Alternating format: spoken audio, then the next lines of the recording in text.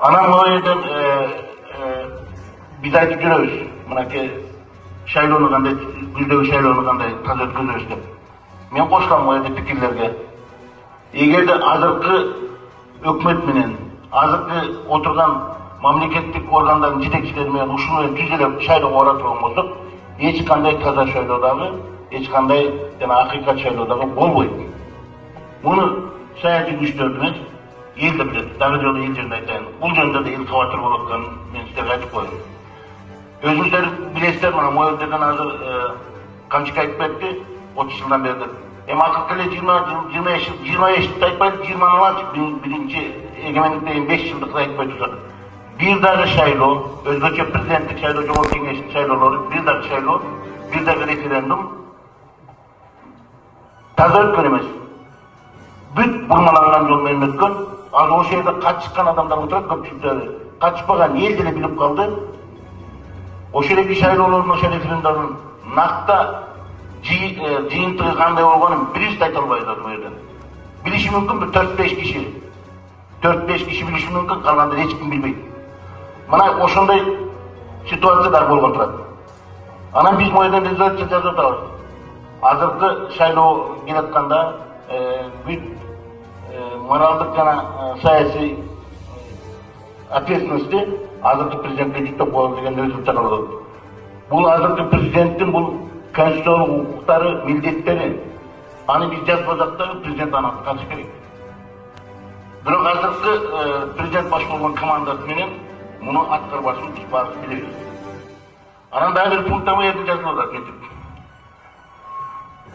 Могу 6-чы пунктта признать неудовлетворительную работу правительства по социально-экономическому развитию и привлечению инвестиций в экономику страны. Эгерде биз А деп жазганда эми бытын айтыш керек болчу.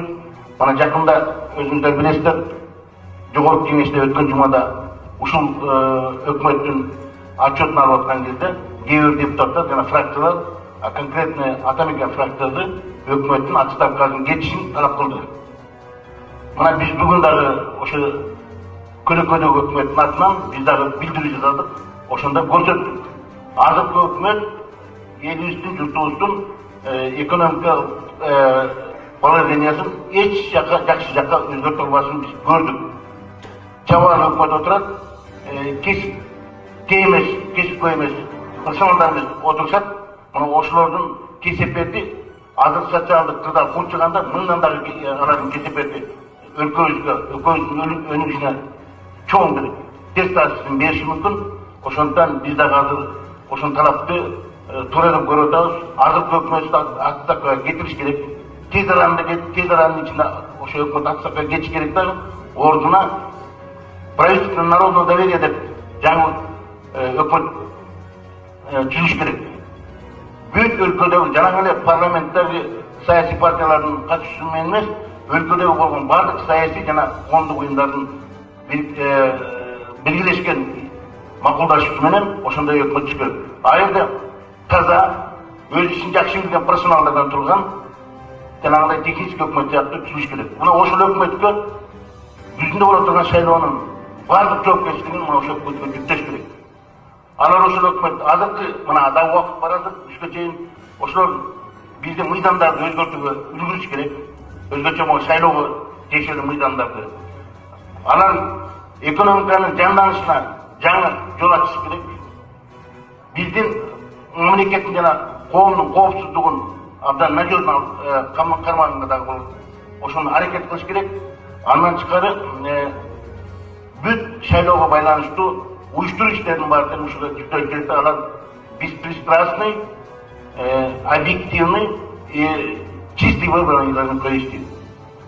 Эгерде ошондой шарт түзө турган болсо, элибиз акыры жүрүп отуруп, мынакей 20 эгемендик алгандан кийин 25 жылдан кийин эл шайлаган, эл өзү каалаган бир мамлекет жетекчисин шайлап алабыз деген чоң үмүт бар.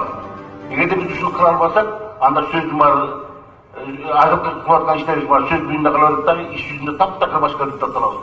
Мына биз азыр саясий күчтөрдүн биригүүсүн жөнүндө сөз болуп атабыз. Мына жана биздин түшкөн көлөк өкмөт дегенде ошол экенин бир попыткасы.